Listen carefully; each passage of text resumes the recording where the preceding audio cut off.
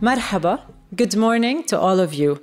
We are very proud to be hosting once again the podcast by Chalhoub Group. After a long absence since November, our last podcast was about the Expo. And we're very happy to relaunch it today here from our offices in Dubai to all of you to talk about something very, very important, sustainability at the core of the business strategy. My name is Lynn Al Khatib. I'm the Group Head of Communications at Chalhoub Group. And I'm very, very happy and honored to have with me my colleagues here, Damian Brown, who is the Group Head of Talent Acquisition at Chalhoub Group. Hi, Damian. Good morning. Yeah, you're back. And Dadoush, who's the Sustainability Lead for Chalhoub Group. That's a big role, Dana. Yes. So welcome. Yeah, thank you, Lynn, for having me. I think before we start, it's important to reflect a little bit back on Chalhoub Group for nearly over 65 years, actually. So sustainability has been rooted at the core of the business. And of course, 65 years ago, it wasn't the same meaning, it wasn't the same notions for the business. However, I think from the family essence, Chalhoub Group family has always been very philanthropic, right? So at that time, it was more about giving back. It's about sharing success, making sure that, as the family succeeded and the business grew, the communities as well around it were thriving, right? So the focus was mainly on, charities and supporting cancer patients, education. And today we are, launching the sustainability report under Chalhoub Impact. Dana, how does it look like for a group that's now over 12,500 people to still have that notion of, the family philanthropy somewhere as well in the DNA, but embed sustainability more at the core of the business? Yeah, I would say honestly, first of all, it's to understand that sustainability is a journey. It's not something that you become overnight. And this has been the case for Chalhoub Group. We have been working on embedding sustainability into the core, to the business DNA since over the last few years. And I think it's just to understand that it's not something that where sustainability is considered on the side of the business, but it's rather a business strategy. It's the way the business is handled or the way the business is kind of run. And for it to be really integrated, I think it has to be, first of all, a understanding from leadership from the top that this is something that everybody needs to be involved in. All functions, all different units need to understand the importance of it and the important impact it has on society, on the economy, on everything. I would say that over the years, Chalhoub Group has really grown in this regard. We have gone from, as you said, being a business that used to do kind of like ad hoc kind of activities related to CSR, to really understanding this concept of creating shared value and this idea of the importance or the impact it could have on our business. So we've come a long way, and I think this year more than ever, understanding that this is our Chalhoub Impact has really allowed us to embed it even further. That's really amazing to hear, because what I'm hearing is that, we're putting it more and more into the core of the strategy. And just to explain to our audience a little bit, our business model is quite complex, right? It's not under our control. We don't control everything in our value chain. And so we have our partners, our joint ventures, we have our own brands and operations in the region. And we also have distribution and franchise to brands that we operate in the region. And they're all international brands as well. So with this complex model, how do you define where we can create an impact? Like, how does it work? I think for us, for Chalhoub Group, our focus primarily has always been on our operations, what we have a direct impact on, what we have a direct influence on, because this is the biggest impact that we can have. And considering that, as I said, that sustainability is a journey, it's not something you can achieve overnight. We have to keep working on our operations to better improve it. So our direct, I would say, kind of priority has always been on our operations, our Chalhoub Group operations, our distribution. And then as a next stage, obviously, our support to our brands and how we can, especially our own concepts or the managed companies, But then, of course, anytime we're requested for support for sustainability kind of guidance from extended kind of partners, we also want to make sure we're sharing knowledge and we're allowing that kind of ongoing dialogue of embedding sustainability to go on. Clear, very clear. So today we're recording this podcast as we launch the sustainability report for the year 2021. We are actually reporting on the progress as well. And we know that Patrick Chalhoub, our group president, he's part of the UN Global Compact. So it's not only, just doing sustainability for the sake of achieving or ticking KPIs. Is really very actively engaged internationally. And before I come back to you, Dana, on why we report, the framework today is our Chalhoub impact is really built on foundations of business ethics and integrity at the heart. And only then we can create impact towards 3 areas selected for our group. So people, partners, and planet. So I'd like to move to Damian, specifically on the area of our contribution to people. Now, while everyone might seem that, okay, so people is with HR, and I know that we're actually doing that stereotype, having you as HR with us today, but our commitment to people is specifically on diversity, equity, and inclusion. What form the 3 core pillars of such a contribution to people? So I think for us, what's been key is helping to make sure we form an inclusive mindset in the organization. I think that's probably at the core of where HR involvement comes in. Obviously, we believe it's everybody's responsibility, so it doesn't just sit with HR, but we definitely lead. The other pillar for us is around supporting youth employment and making sure that we have generational diversity in our organization through that, but also supporting youth in the market. And then finally, how we develop our own people and developing our own talent and creating and supporting the growth mindset that we have within the organization.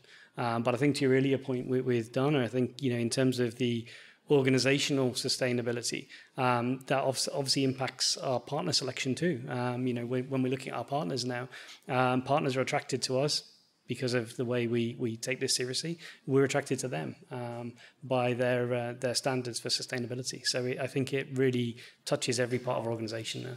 Indeed. Have we ever rejected working with someone because they don't meet certain criteria, for example? I don't think we're at that stage right now. I think we possibly can be in the next, I would say, 5 years. But right now we're at the stage where we want to continue to have open dialogue. We want to make sure our stance as a group is clear, that we are a business that's committed to sustainability. And we want to allow and support the different partners and suppliers across our value chain to also join this journey with us. That's an interesting approach. It's not letting go of those who don't meet it. It's taking them with us on the journey. So, Damian, you said first mindset, then we contribute externally and also internally. So how hard is it to have the right mindset, the inclusive mindset that you want? And what does it mean for Chalhoub Group? It's probably 2 answers. It's very, very easy and it's very, very difficult. How much time do we have for this podcast, exactly. I think? I think purpose and values now is table stakes in any organization. People don't join for, people used to join managers and leave managers. People used to join over salary. Salary, I think, on the latest survey is probably 6th or 7th in the ranking of 0 to 10. So for people, it's belief in values and the purpose of an organization. So for us, in terms of creating that inclusive mindset internally, we have to set the tone. Otherwise, people won't come and join. So it becomes really fundamental to our hiring strategy. But then we make it everyone's responsibility. So, in the last year, we've developed a Power BI dashboard, which is real time. We've given all of our leadership across the group access to the dashboard. And they now own that. And, we can see at a touch of a button that we have 108 nationalities in Chalhoub Group as of this morning at 9 o'clock. But we can see things like pay parity by gender, by grade, by nationality, so that we make sure that we're constantly reinforcing that message across our leadership team of having not only diversity and inclusion, but equity across our people. I think, for us, it's then started to morph this year more into the equity piece, because diversity, we've scored some points as a retailer. We have great gender diversity. we then didn't have great gender diversity in our leadership. So we've really addressed that. In the last 2 years, we've moved from 20-something% women in leadership to over 40%. So we've made a huge shift. But, I think for us now, it becomes things like people with determination. How do we really foster an environment where people of determination can come and work with us? And that probably starts with our retail network, because we have to be an inclusive environment first to our customers before we can be an inclusive environment for our colleagues. That's really amazing, and I know that you're working a lot on a playbook for making sure that we have accessibility and, of course, the mindset. Right? It's what was interesting to me is everyone thinks, okay, let's have our stores because we have physical stores accessible, and with the sound, but it's more than that.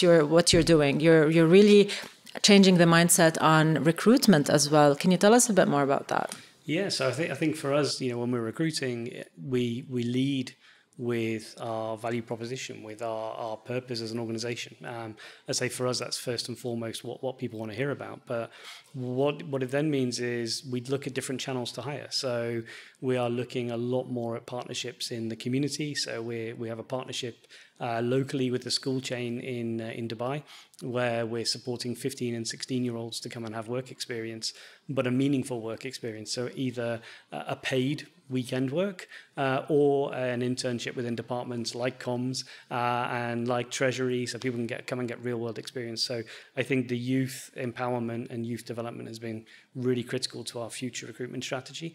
But then also we've partnered with another organization in terms of how do we really tap into the people of disability community. It's a very small community in the Emirates compared to other countries, and we're really looking to see what we can do better to make our environment supportive of employing people from that community. Clear. That's fantastic. And just going back to one point which you talked about on gender balance, because I know that this is a big topic internationally and in the region, inclusion, everyone talks about it. And then you mentioned that we're at 40% in our leadership. What do you mean? I mean, when it comes to leadership, what levels are we talking about? So I think if I look at our middle management and above, we're almost at parity. I think when we look at our senior leadership, we're at 40-something%. When we look at our executive leadership, we're not there yet. So we have a number of initiatives, again, with external partners. But what we've done recently is design a Women in Leadership program, which I worked heavily with the CSR team on. And, this started as an idea, I think, 18 months ago, if I'm right. I was shooting myself in the foot a little bit because I said, let's stop trying to recruit women executives and let's develop our own women into these executive roles. So, I'd rather we were less busy in recruitment and we were busy developing the talent that we have and really, supporting that commitment we've made to the women in our group. So we launched a Women in Leadership program, which is partly about development, but it's partly around creating a movement and really making sure that we empower women across our group and cascade that message. So it's less about the people on cohort 1 or cohort 2 that are coming through that program and more about the impact they can have across the organization. Exactly. So Dana, we're talking here about inclusion, people, diversity, and people often think sustainability is environment and planet only. So tell us a little more about the report. How do you approach it? How do you embed ESG, environmental, societal, and governance principles within the organization, and how does these people commitments also mean sustainability over the long term? Yeah, I think, Lynn, it's a good question because it's really important for us to understand, first of all, what does sustainability mean? And I think you touched on it in the beginning. And I think it's understanding that when we talk about sustainability, often it's associated with, the environment and how can we, support the environment. Because obviously, it's a huge factor of it. But when we want to achieve sustainability for our societies, for our communities, for our businesses, we're looking at mainly economic sustenance. We're looking at profitability. We're looking at how can we make sure that we can exist in the next 50 to 100 years. So obviously, this means that we have to look into our people. We have to look into the social aspect. We have to look into, within a business context, how likely are we to be able to attract talent, retain talent? How likely are we to improve, have a good reputation across the region that people want to work with us? And by touching on what Damian said, by having purpose, by understanding, the principles of sustainability, whether it's human rights, labor rights, all these different components, which really lead to people wanting to work for a company like ours. So I think the three main factors of sustainability are social, environmental, and economical. So to be able to achieve real sustainability, you have to prioritize all three at the same time. And I think this is the direction that we want to head to. That's good music to my ears, because obviously I think also when we want to attract talent, people now look at the sustainability strategies of companies, right? I mean, the younger generation, I'm sure, Damian, you know very well, look for purpose, but also the impact that you create, and the way, it's the how is more important than the what, right? So, and the why. And why? So I remember I was interviewing some teenagers for our Level Shoes teen program about a year and a half back, and I was doing some one-to-one interviews, 15 and 16-year-olds, and they asked me, why are you doing this program? That's what they were interested in. I was being challenged by these teens as to what was in it for Chalhoub.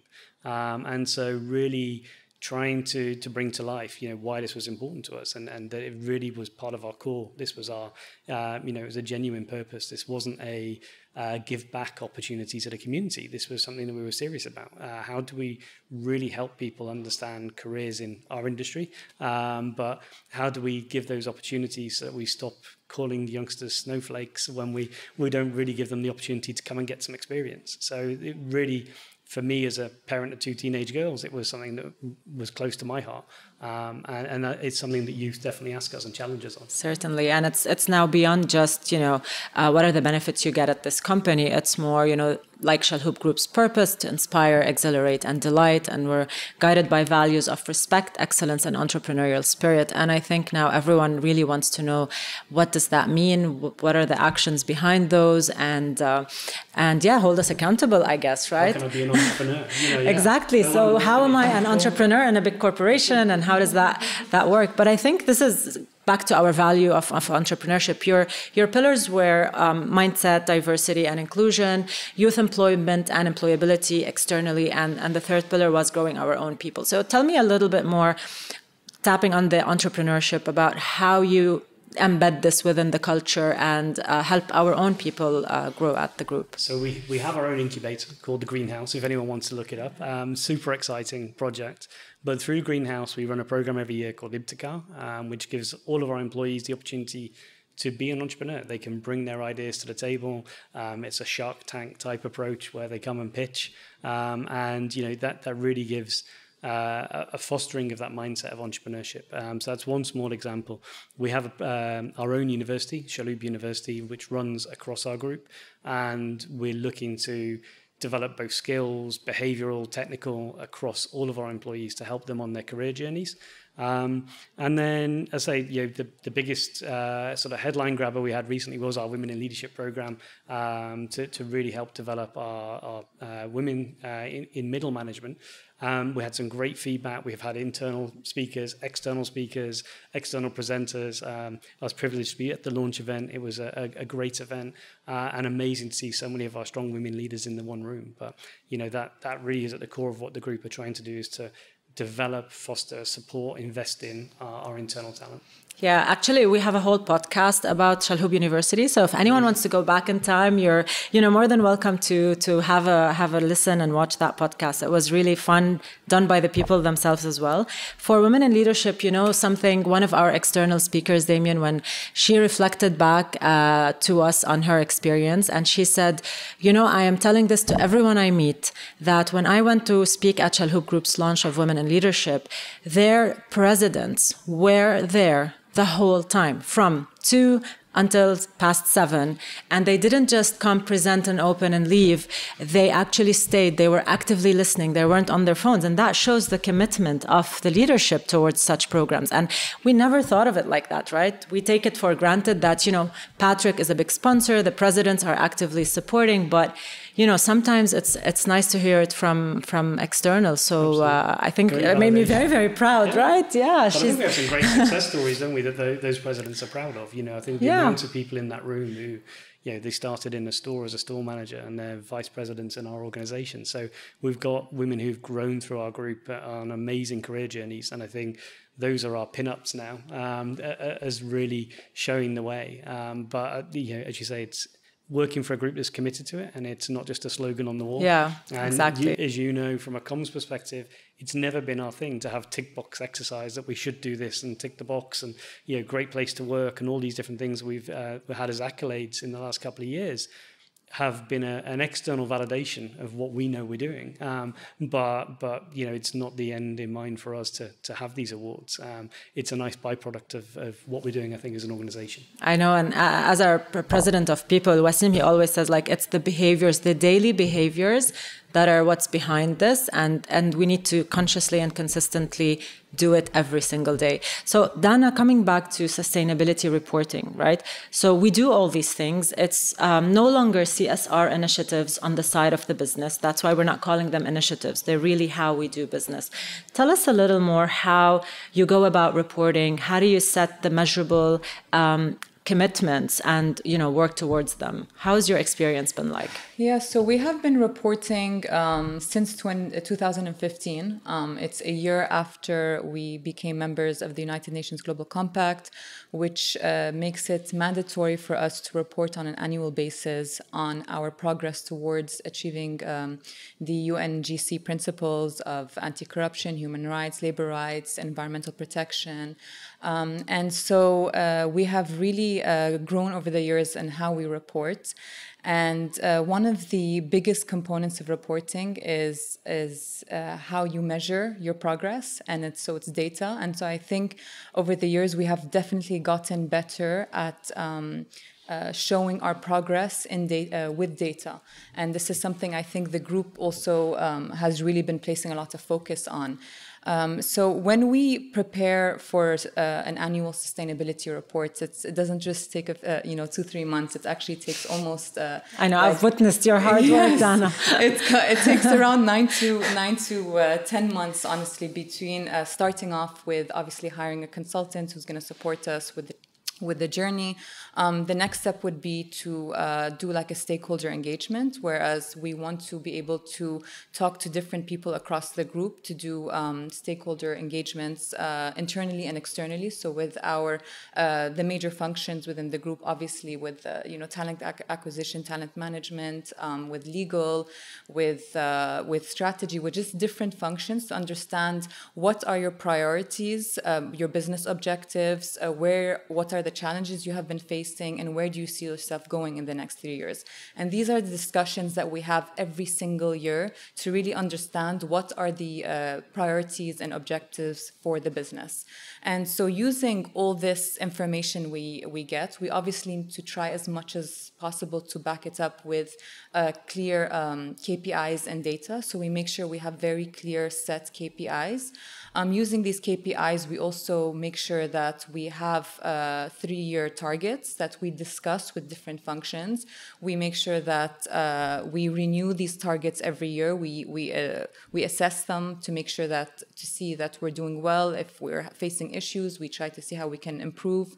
So there's a whole process behind sustainability reporting, and it's not just the report. I believe the process is just as important because it really allows us to, first of all, engage with different stakeholders across the group and the business functions for them to know what type of indicators or principles we're looking at from a sustainability perspective, and to also for us to understand what the business's priorities are and to align them to each other. That's great. It's a lot of hard work, Dana, very scientific and data-driven. So let's just to come back to the framework and tell us a little more numbers for the 3 different pillars. So for people, I think Damian was deep diving into it. For the planet, what is the core, let's say, ambition and one latest achievement that we had? Yeah, so for Planet, I think the aim and the direction, obviously, our biggest commitments is we're committed to tackling climate change. And the number one kind of direction we want to go is we want to minimize, reduce our carbon footprint, our carbon emissions. And we also want to create a positive impact, obviously. So I think the main issue with the Planet kind of area is to really be able to understand what our carbon footprint is today. How much are our operations contributing towards the carbon emissions, whether it's locally here in the UAE or globally in all the countries which we operate. And I think year on year, we are improving how we are collecting this data, how we're reporting this data. And I think this is really important because where we were a few years ago to where we are today, we've really made some strides. So I would say our data has improved over the years. And obviously the different kind of programs and initiatives that we have taken over the years, for example, the shift to renewable energy has been a huge one here in the UAE. Just a few years ago, we had no buildings that were running on solar panels, but today we have 4 sites that account to 30% of our UAE energy coverage. So that's a huge amount. And this directly reduces our carbon emissions and has a huge impact on how much we are emitting. So this do we want to be net zero? This is a huge one. So yeah, say it, Dana, do we? Yes, definitely. We are paving the way for this year to hopefully publicly commit to be a net zero company by 2040. And this is a huge commitment locally, globally, especially that the UAE itself as a country has committed, KSA has committed, India has committed, Bahrain has committed. So there's countries around the world who are committing, especially in our region. And for Chalhoub Group to hopefully this year be ready to make this official commitment to be a net zero company, which basically means that we are committing to reducing our carbon emissions by up to 50% in the next 5 to 10 years. It's a huge stride, and I'm confident that Chalhoub Group is headed on the right direction. I think we will all do our part, even on the personal level and the office with our behaviors. So we can promise you that. And, switch off the lights. For sure. And for partners, I think you already mentioned Partnership for Common Goals, that we take the partners on this journey together. And I think people certainly would like to invite them to read the report. There's a summary section as well that people can, skim through to understand what we've talked about with our numbers and commitments. And then there's the full report, which is deep for the geeks like us who like to really deep dive. And of course, we're here to answer their questions. Damian, so I have last question for you. I think you talked a bit about, the third pillar, which is the external youth employability and employment. And I know it's not always just to recruit for us, it's also to contribute. So just tell us a little more, how do we contribute to youth employability? If anyone from universities is hearing us, what would they do to connect? How can they be part of some of the workshops we do? So where to start? We have a number of internship programs which we run throughout the summer and the winter. We have which they're all advertised on our career site, so please come and have a look. We hire give or take 200 trainees every year to come and get work experience within the group. But even if you don't want to work for the group long term, you just want experience, we have a number of mentorship programs in the community. As I say, we have the access to work through Abu Dhabi government called Yes to Work program with Activet. So a number of different programs which really give people a taste of what it's like to be in the work environment. But as I say, for us, it's not about eventually coming to work for Chalhoub. It's about giving those people opportunities. So again, we sponsor people through their education where there's appropriate cases. And there's no commitment to come to work for Chalhoub at the end of it. It genuinely is about making sure we're empowering that youth and giving them the opportunity. That's amazing. I mean, my team is welcoming today one of the interns as well, or trainees. Yeah. And I was so happy to mentor some group at AUS, and also in Saudi Arabia. We're collaborating and signing with many universities, so a lot to come. Thank you very much, guys, for joining and sharing your experience. And I'd like our listeners or people who are watching us to expect the podcast by Chalhoub Group every month with a new topic. We're going to deep dive into some insights and intelligence like these ones. So stay tuned for more, and thank you for listening.